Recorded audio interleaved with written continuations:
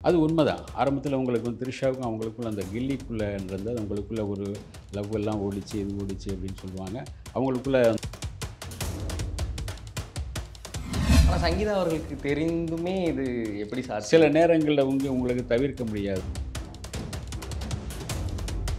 உங்களுக்கு மனைவி கையில தானே எல்லாமே இருக்கு. அதனால அவங்க வந்து அத சில இடங்கள்ல வந்து பட்டும் படாம போயிருவாங்க சில இடங்கள்ல. அதான் அப்படி உண்மை. விஜய் அவர்கள் வீட்டிலேயே பார்ட்டி நடக்குமா? விஜய் அவர்கள் ஃபர்ஸ்ட் ஆஃப் ஆல் குடிப்பாரா? விஜய் அவர்கள் வீட்ல பார்ட்டி நடக்கும். ஆனா அவரு குடிப்பாரா அப்படின்றத நான் கேள்விப்பட்டிருக்கேன். ரொம்ப காஸ்ட்லியான சரக்கு போடுவார் அப்படின்னு. கும்பலா இருந்து ஹரே ராமா ஹரே கிருஷ்ணால ஒரு காலத்துல சொல்லுவாங்கல்ல, அது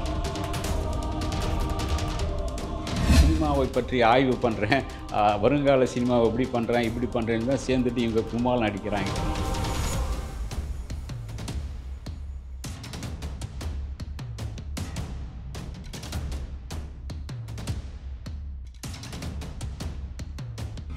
எல்லோ பெஞ்ச் நேயர்களுக்கு வணக்கம். இன்று நம்மோடு சினிமா பத்திரிகையாளர் சபிதா ஜோசப் அவர்கள் இணைந்திருக்கிறார். வணக்கம் சார். வணக்கம் சார். சார், சமீபத்தில் ஒரு பேட்டி இல்லை பல சேனல்களில் பேட்டி மிகப்பெரிய பேசுபொருளாயிட்டு இருக்கு.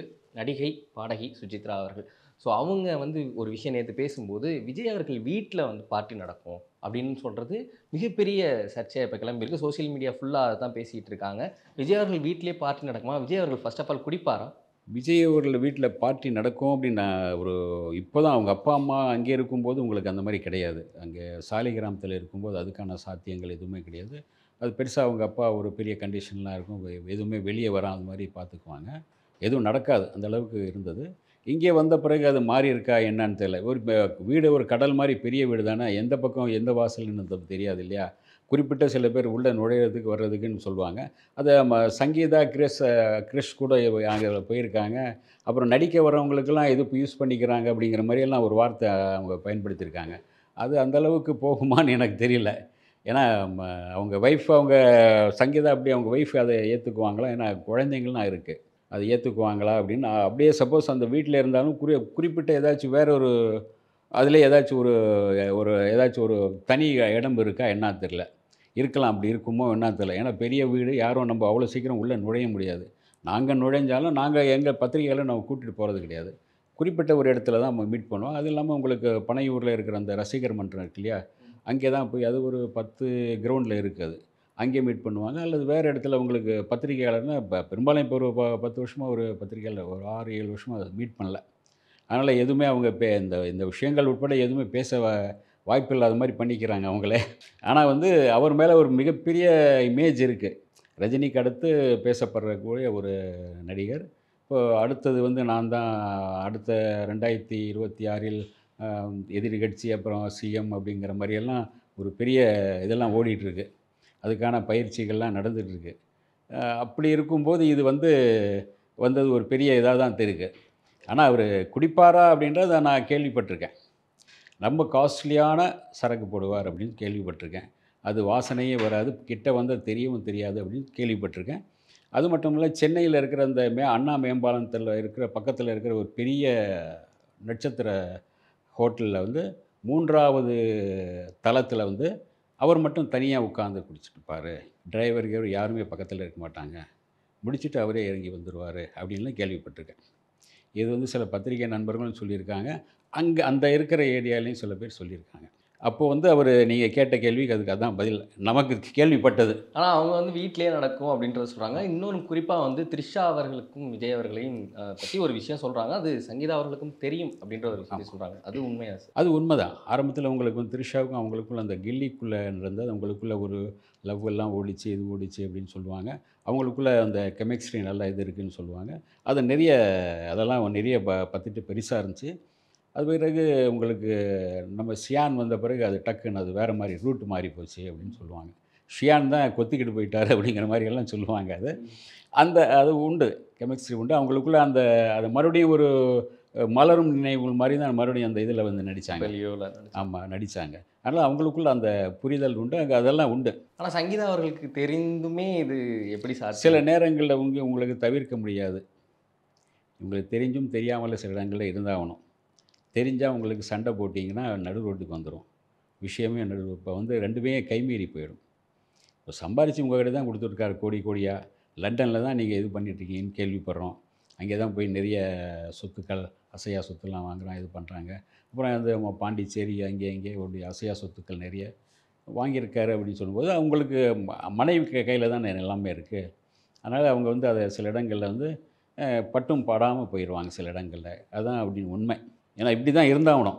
குடும்பத்தை வந்து நீங்கள் வந்து இல்லாட்டி வந்து நானா நீயா அப்படின்னு பார்க்கலாம் முடியாது. நமக்கு ஃபேவரா இருக்காரு. நமக்கிட்ட தான் எல்லாமே குடுக்குறாரு. நாம தான் எல்லாம் பார்த்துக்குறோம்னு சொல்லும்போது, அது பெருசா யாரும் எடுத்துக்க மாட்டாங்க. ஏன்னா ஒரு தொழில்ல போயிட்டு வரும்போது களைச்சி வர்றாங்க இல்லையா? வந்தா ஒரு டீ குடிச்சு, காஃபி குடிச்சு உற்சாகமா இருங்க அப்படிங்கிற மாரி. இப்போ வந்து அவரு முன்னெல்லாம் உங்க ராத்திரி பகலா நடிக்கிறது கிடையாது. இப்போ 6 மணிக்குள்ள முடிச்சுடுறாரு எல்லாமே. முடிச்சுட்டு குடும்பத்துக்குள்ள வந்துடுறாரு. Okay sir. இப்ப ட்ரிங்க்ஸ் பண்றாங்க, பார்ட்டி பண்றாங்க அப்படின்றது தனிப்பட்ட விஷயம். ஆனா, அது இல்லாம வேற சில சப்ஸ்டன்ஸ் இருக்கும். கஞ்சா இருக்கும், கொக்கைன் இருக்கும் அப்படின்ற விஷயத்துலலாம் சொல்றாங்க. அந்த இதுக்கெல்லாம் வாய்ப்பு இருக்கா? இல்ல ஒரு காலத்தில உங்களுக்கு வந்து ர தியாகராஜ பாகவதர் காலத்துலலாம் அந்த மாரி ஒண்ணும் கிடையாது. பெருசா இல்ல. இவர் மட்டும் தான் குடிச்சிட்டு வருவாருன்னு சொல்லுவாங்க. பியு சின்னப்பா. அவர் வந்து பட்ட சாராயம் தான் குடிச்சிட்டு வருவார். அவர் கிட்ட வந்தால நாத்தம் அடிக்கும். ஏன்னா, அன்னைக்கு வந்து பர்ஃப்யூம் எல்லாம் கிடையாது. ஃபேன் கிடையாது, ஏசி கிடையாது. மரத்தடியில உட்காந்துட்டு விசிறிட்டு இருப்பாங்க. இல்லாட்டி ஃபேனுங்கிறது உங்களுக்கு அவுட்டோர்ல கிடையாது. கிட்ட வரும்போது அவர் வந்து பானுமதிய முகம் சுளிப்பாங்க. அவன் கிட்ட வந்தாலே வந்து பீடி நாத்தம் அடிக்குது. லவ் சீன்ல வந்து கிட்ட வசனம் பேசுது, பீடி நாத்தம் அடிக்குது. கிட்ட வந்தால வேர்வை நாத்தம் அடிக்குது அப்படிம்பான். அவர் சந்தனம் பூசிட்டு வருவார். அதனால அது கொஞ்சம் ஓரளவு கொஞ்சம் கட்டுப்படுத்த முடியாது. பகலெல்லாம் இருக்காது இல்லையா அந்த வாசனை. அப்படி சொல்லுவாங்க. அதுக்கு பிறகு வந்த காலகட்டத்தில ரஜினி, கமல் காலகட்டத்திலயும் உங்களுக்கு வந்து அந்த அ அதுக்கு பிறகு அந்த இது அந்த மாரி வரல. சாரி எம்ஜிஆர், சிவாஜி காலகட்டத்தில அந்த மாரி வரல. எம்ஜிஆர், சிவாஜி காலகட்டத்தில உங்களுக்கு தண்ணி அடிக்கிறவங்கன்னு நெறைய பேர் இருந்தாங்க. ஆனா வெளிய தெரியாது. யாருக்குமே தெரியாது. நம்பியார் குடிக்க மாட்டாரு. எம்ஜிஆர் வந்து சுத்தமா எதுவுமே இது பண்ண மாட்டார். சிவாஜி பண்ணுவாரு. அவர் ரூமுக்குள்ள தான். ரூமுக்கு வெளிய குறிப்பிட்ட ஒரு 2, 3 பேர் தான் இருப்பாங்க. அவங்களுக்கு ரொம்ப தெரிஞ்சவங்க. அவங்க வெளிய வெளிய காத்த விடமாட்டாங்கங்கிற ஆட்கள் தான் இருப்பாங்க. அந்த மாரி ஆட்கள் தான் இருப்பாங்க. நம்பியார், அப்புறம் நாகேஷ், தேங்காய் சீனு இவங்கலாம் நெறைய அடிப்பாங்க. ஆனாலும் நாகேஷ் எம்ஜிஆர் கூட நடிக்க வரும்போது மட்டும் ஃபுல்லா இது பண்ணிட்டு, சிகரெட் கிக்கெட்லாம் விட்டுட்டு வந்து நடிச்சு குடுத்துட்டு போயிருவார். ஒரு 1/2 மணி நேரம் தான் நடிச்சு குடுத்து போயிடுவார். அது தெரியும் அவருக்கு. தெரிஞ்சாலும் கூட "உன்னுடைய எல்லா வேலையும் முடிச்சுட்டு வந்துரு" அப்படிம்பாரு எம்ஜிஆர். அது சூசகமா வந்து "நீ என்ன வாய கொப்பளிச்சு சிகரெட் கிரெட் பிடிச்சிட்டு வந்துரு போ" அப்படிம்பார். அவர் அதெல்லாம் முடிச்சுட்டு வந்து இது பண்ணுவார். இவர வந்து ம் தேங்காய் சீனிவாசன் கொஞ்சம் அடிப்பார் நெறைய. அத வந்து கூப்பிட்டு திட்டியும் இருக்காரு. "தொழில் செய்ற இடத்துல குடிக்கக்கூடாதுன்னு சொல்லியிருக்கேன்ல." "இல்ல வாத்தியாரே, இல்ல வாத்தியாரே, இல்ல" அப்படி. "இனிமே அப்படி குடிச்சிட்டு வந்தா அவ்வளோதான்" அப்படிம்பார். "சரி, சரி வாத்தியாரே." அது சரி. அவர் ரெகுலரா இருப்பார். அதனால பட்டும் படாம அது போயிருவார். அடுத்த குரூப் உங்களுக்கு அதுக்கு வந்து அடுத்தது வந்து 7 பேர் உங்களுக்கு நட்சத்திரங்களா வந்தாங்க. ரஜினி, கமல், சரத், சத்யராஜ், விஜயகாந்த், அப்புறம் கார்த்திக், பிரபு. இவங்க எல்லாமே வந்து வெளிய எதுவுமே பெருசா தெரியாது. வேற கில்மா மேட்டர் அந்த மேட்டரா இருந்தாலும் கூட, அந்த ரூமுக்குள்ளேயே இருக்கும். அந்த ரூம் கதவு அவங்களுக்கான ஒரு கதவு இருக்கும். கதவுக்குள்ள வந்து போயிருவாங்க. அப்படிங்கிற மாரி கேள்விப்பட்டுருக்கோம். சில ஹோட்டல்கள்ல தனியா ஒரு ரூம் இருக்கும் அவங்களுக்குள்ள அப்படிங்கிற மாரிலாம் கேள்விப்பட்டுருக்கோம். ஆனா, இந்த அளவுக்கு அப்பட்டமா யாருமே கேங்கா சேர்ந்துலாம் இல்ல. அவங்களுக்குள்ள பேசிக்கலாம். குறிப்பிட்ட சில பேர். இப்போ கார்த்திக், பிரபுனா அவங்க நண்பர்களா இருப்பாங்க. சத்யராஜ் அவரு பெருசா அவரு தனியா இருப்பாரு. சரத்குமார் தனியா இருப்பாரு. ஒவ்வொருத்தருக்கு தனித்தனியா இருக்கும். அது எல்லாமே அவுட்டோர்ல தான் வச்சுக்குவாங்க. யாருமே இங்க சிட்டிக்குள்ள தெரியாது. அவுட்டோர்லயும் தெரியாது அந்த அளவுக்கு. ஏன்னா தெரிஞ்சா அவங்க இமேஜ் பாதிக்கப்படும்னு தெரியும் அவங்க. அதனால இத வந்து பெருசா அவங்க வெளிய காட்டிக்கவே மாட்டாங்க. அவுட்டோர்ல அது நடக்கலாம். நடக்கும். நான் கேள்விப்பட்ட வரைக்கும் நடக்கும். ஆனா, எதுவுமே வெளிய வராது. அந்த அளவுக்கு இருப்பாங்க. ஆனா, இந்த கல்ச்சர் இவங்க வந்த பிறகு தான், இந்த கல்ச்சரே ஃபாரின் கல்ச்சரா என்ன கல்ச்சர்ன்னு தெரியல. அதாவது இந்த கும்பலா இருந்து ஹரே ராமா, ஹரே கிருஷ்ணால ஒரு காலத்தில சொல்லுவாங்கல்ல, அது எந்த மாரின்னு தெரியல நமக்கு. கஞ்சா அடிச்சுட்டு, இத அடிச்சுட்டு எல்லாம் ஒண்ணாவே குளிக்காம, இது பண்ணாம இப்படி இருப்பாங்க, கலந்திருப்பாங்கன்னு கேள்விப்பட்டுருக்கோம். இது அந்த மாரி குரூப்பா என்னன்னு தெரியல. அதுலேருந்து எடுத்து வந்த குரூப்பா என்னன்னு தெரியல. அவங்க வந்து இப்படி தானே குழுக்களா தானே இங்க இருக்காங்க. குழுக்களா தான் இயங்குறாங்க. அவங்கள அது பார்த்தா அவங்களே ஒரு கிண்டலா சொல்றாங்க. சினிமாவை பற்றி ஆய்வு பண்றேன்.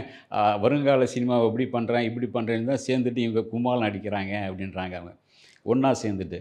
அதில் முக்கியமான ஆட்கள்லாம் பார்த்தீங்கன்னா, உங்களுக்கு தனுஷ் தான் அதிகமாக தலைமை பீடத்தில இருக்கிற மாரி இருக்காரு. தனுஷ், அப்புறம் சிவகார்த்திகேயன் வந்து வெளிய போயிட்டார். அப்படியே அவரு உள்ள இல்ல. தப்பிச்சிட்டாருன்னு வச்சுக்கோங்க. அவர் தப்பிச்சிட்டாரு. அந்த குரூப்புக்குள்ள இல்ல. அப்புறம் உங்களுக்கு வந்து கார்த்தியும் வந்து எப்படி இதானாருன்னு தெரியல அவரு. அவங்க அப்பாவுடைய ரொம்ப கண்டிஷன் இருக்கும். அது தெரியாம ஏதாச்சும் நடந்திருக்கா என்னன்னு தெரியல.